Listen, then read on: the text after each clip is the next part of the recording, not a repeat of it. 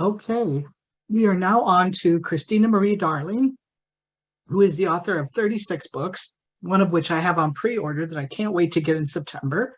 It's the Look to Your Left, A Feminist Poetics of Spectacle. So really excited about that one.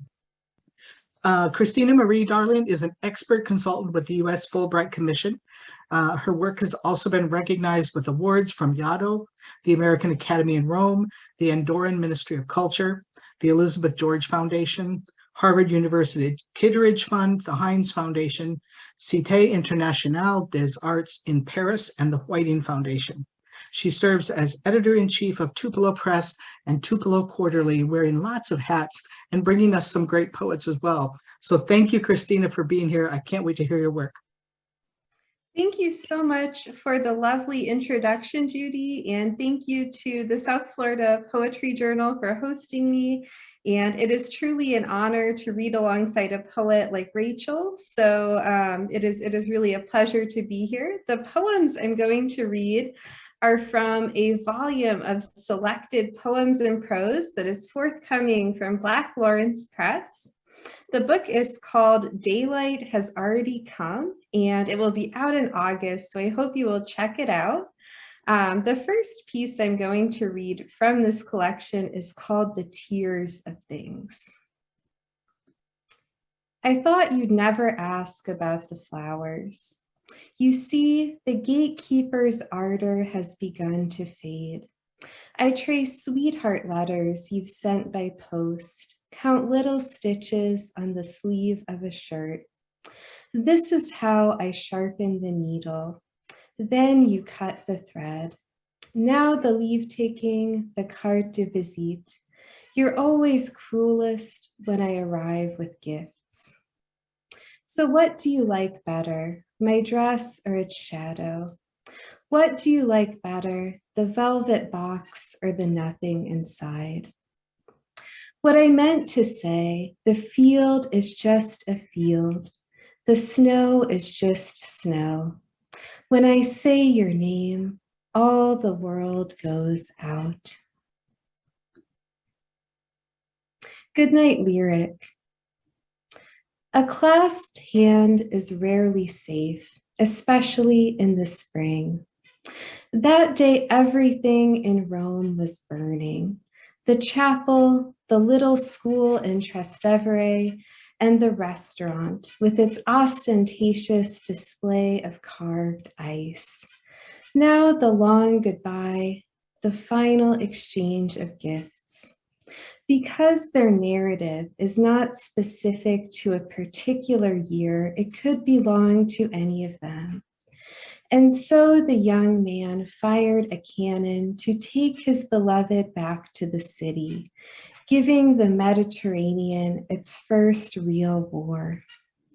It is difficult to understand this gesture as politics, since it reads like an epithalamion, but nothing in history is isolated. And some of us inevitably become pillars of the resistance. Are you reading the street signs? Those little pictures are monuments to chance. How frightening when their meaning emerges.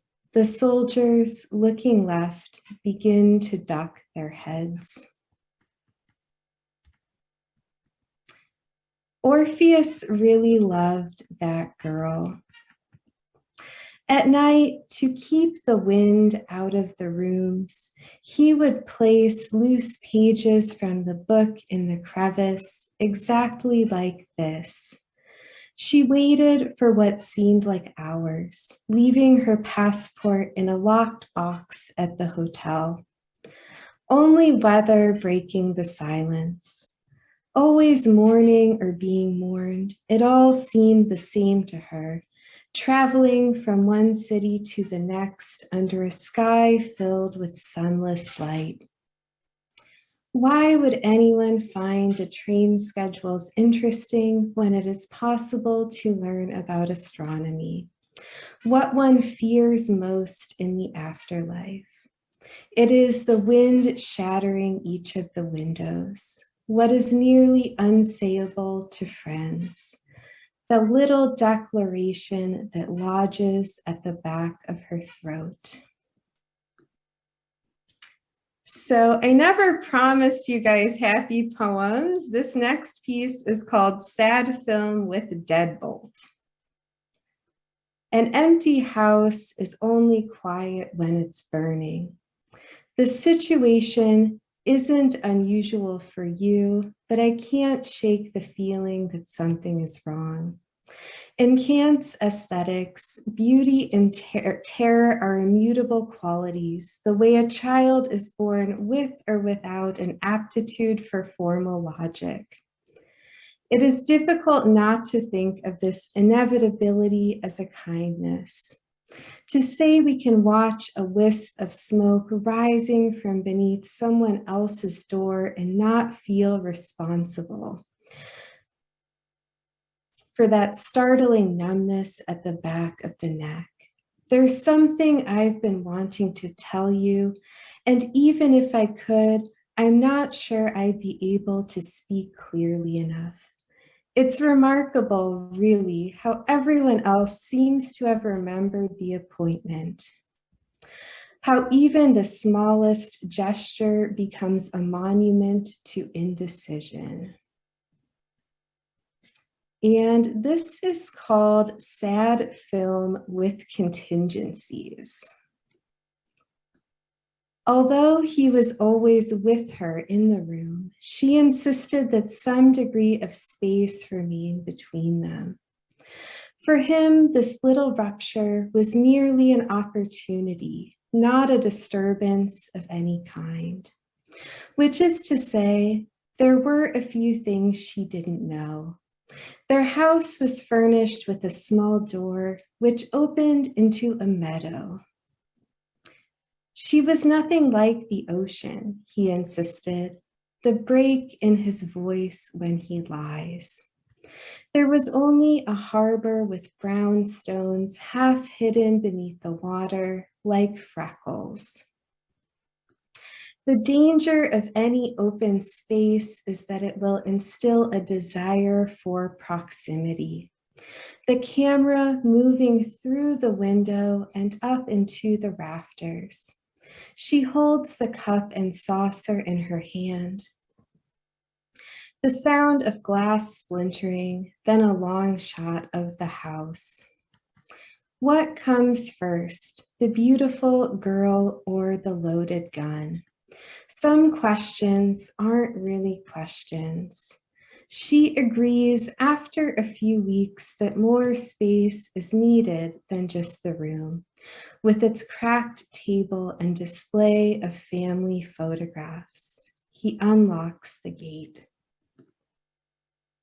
And so I'm going to read a few poems from, they're from the same selected poems, but they're from an extended sequence that I consider to be a kind of love letter to contemporary poetry. All of the poems begin with a quote from a poem that I love and am inspired by. And they kind of use the quote as both a title and a writing prompt. So if any of you are ever stuck with writing and you need a writing prompt, this is a great strategy and it's a lot of fun too.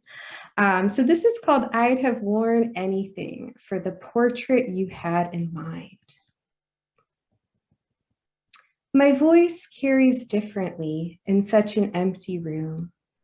Here I can only stand at the window, mouthing words like desire and weaponry and accident.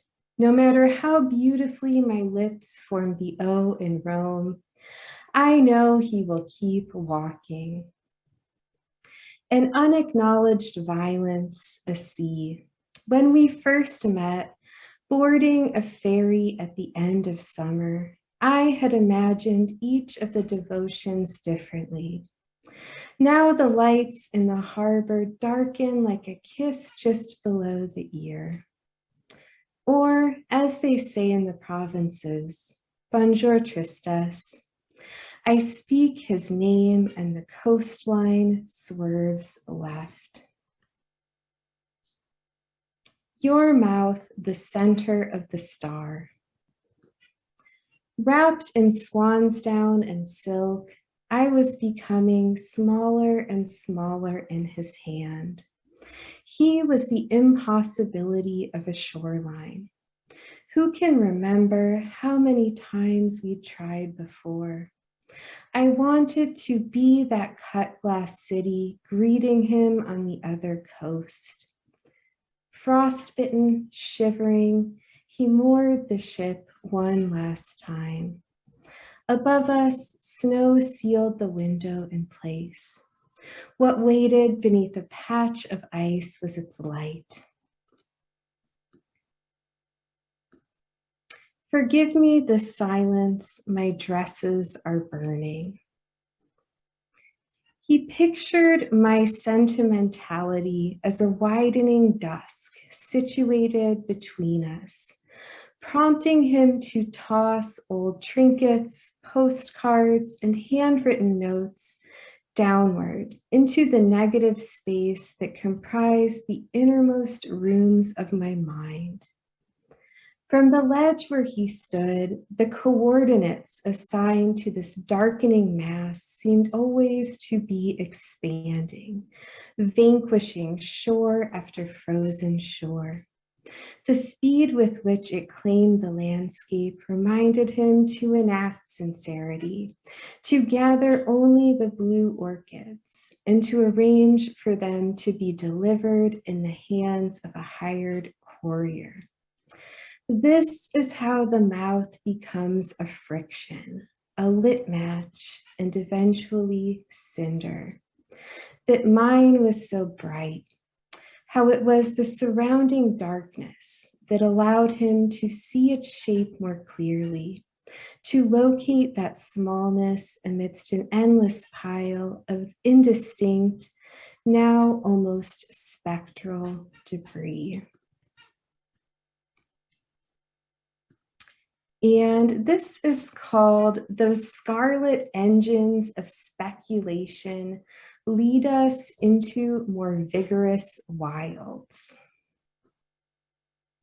I often imagine his melancholy as a film, a glamorous distance achieved by standing in the rafters and observing his movement between two rooms.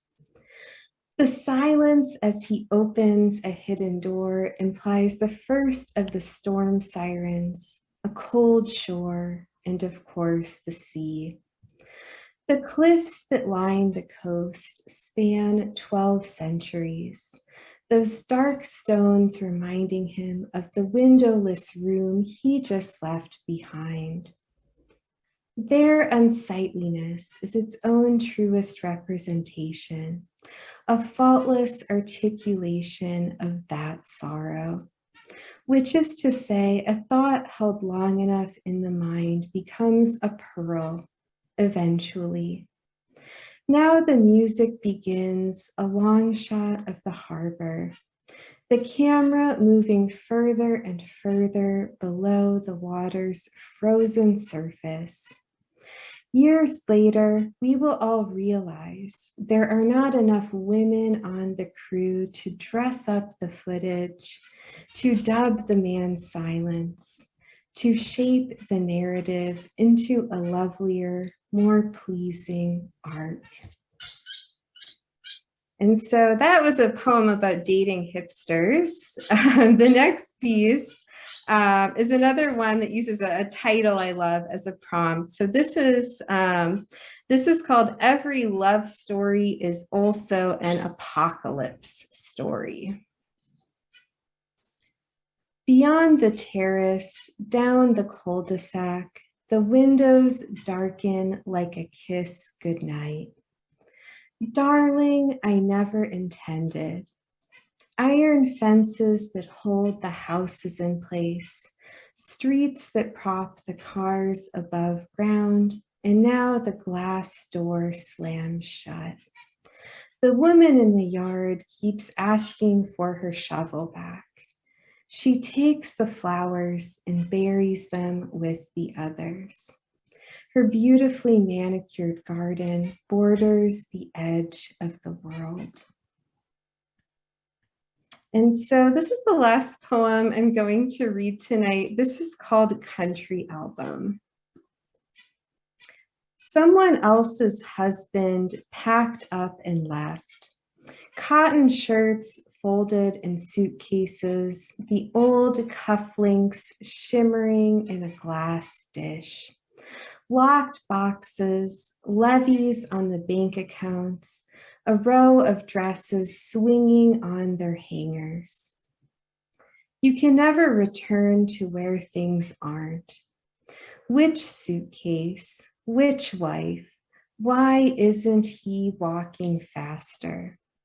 The marriage he remembers is buried somewhere in the snow. Thank you.